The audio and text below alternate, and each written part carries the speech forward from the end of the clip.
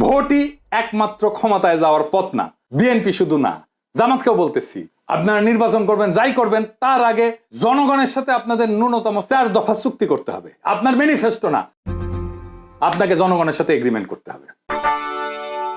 এবং আমি যে এগ্রিমেন্টের কথা বলতেছি, এটা জনগণের চাওয়া, দরকার হলে আমি ভোট নিয়ে দেখাই দিতে পারবো।